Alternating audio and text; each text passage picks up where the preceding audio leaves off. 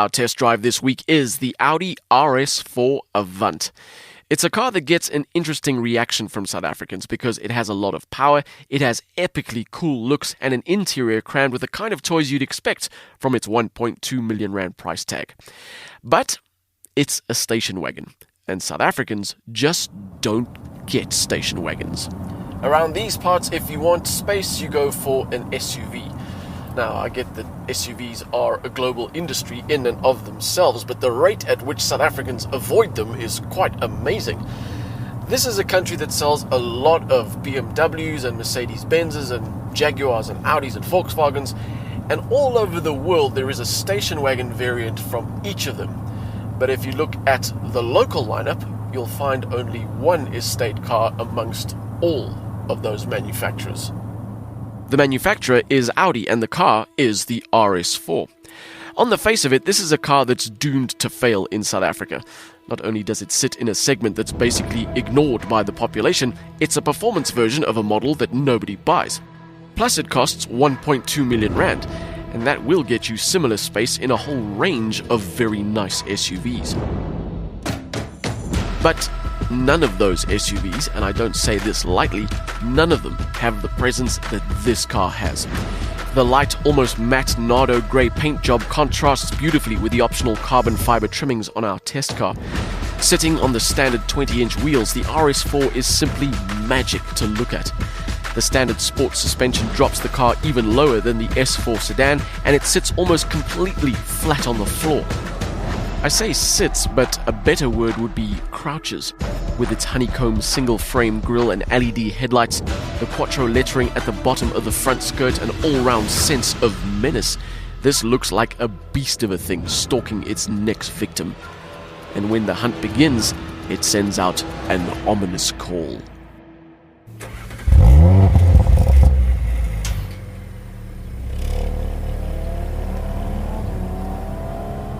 That is the sound of a 2.9-litre twin-turbo V6 that helps give the RS4 the mechanical muscle to back up its ominous looks.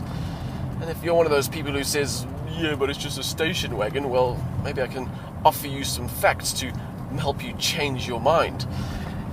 With 331 kilowatts and 600 newton meters, this car has the same power as a Porsche 911 Carrera S. And its 0 to 100 time is the same as a BMW M4. That time is 4.1 seconds, and this is what it sounds like. And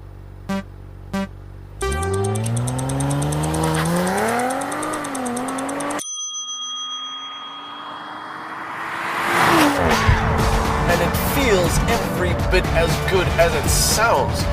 All the way up to 100 kilometers an hour and beyond, you get this relentless acceleration that shoves you back into what are very comfortable sports seats. And the way that the RS4 piles on speed is just phenomenal. Audi have shredded the idea that the Avant is just a big, practical family car.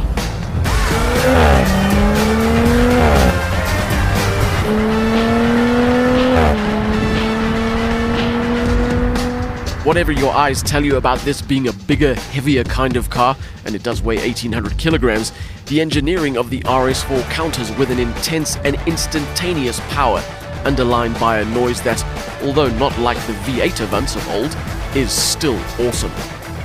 And the car just gets better in the corners. The Quattro all-wheel drive system has a rear bias by default, but it can shove up to 85% of the torque to the rear wheels. It's also got wheel-specific torque distribution to make sure that just the right amount gets to every corner of the car. And while all of that is mechanically very interesting, what it does for driver feel and involvement is just brilliant. The front end of the RS4 was a highlight for me. Usually, all-wheel drives tend to be a little bit understeery and can have steering that feels a little numb. In this car, though, the turn-in is instant with good steering feel. It responds well to mid-corner input and makes driving the RS4 on a challenging road not only intuitive, but really enjoyable as well.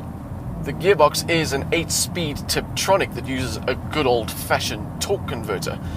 while there may be some people who mumble about that and wonder why it isn't a dual clutch setup, well, the simple truth is that Audi doesn't have a dual clutch gearbox that can handle 600 Newton meters of torque. But then again, neither does BMW or Mercedes-Benz. So why haven't they developed one, I hear you ask? Well, the simple answer is that above a certain torque figure, around 550 to 600 Newton meters, dual-clutch gearboxes start to take a lot of strain, and that obviously has an impact on long-term durability. And the major advantage that dual-clutch gearboxes had previously, their quick shift times, has been closed down by modern automatics to the point where it's practically impossible to feel the difference. The 8-speed auto in the RS4 is plenty quick enough under any load, up or down the gearbox. In fact, the only complaint is that the shift pedals themselves would be better if they felt a little less plasticky. But that is a very minor complaint in a car that otherwise delivers all the right feels, and then some. The RS4 is constantly challenging you to brake a little later, accelerate a little earlier. Don't be scared to take that corner a little quicker than you think you might be able to. And every time I took up that challenge, I came out the other side not only still on all four wheels, but with a huge smile on my face. This car is a virtuous circle of power and grip that ups your confidence and then makes you want to make use of its power and grip, then ups your confidence and makes you want to make use of its power and grip.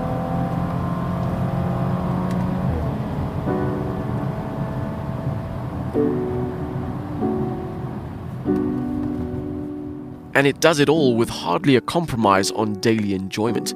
The interior of the Uber wagon comes standard with Audi's virtual cockpit, a 12-inch screen that replaces analog instruments with a customizable digital setup.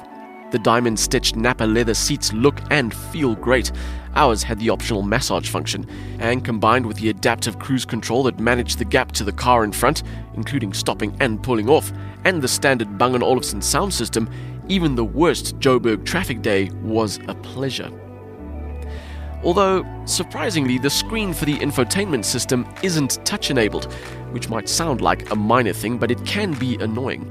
For example, when using Apple CarPlay, instead of being a simple tap on the screen, switching apps can require endless scrolling and clicking using the MMI controller as it navigates its way line by line through your podcast library until it finally highlights the item you want to select.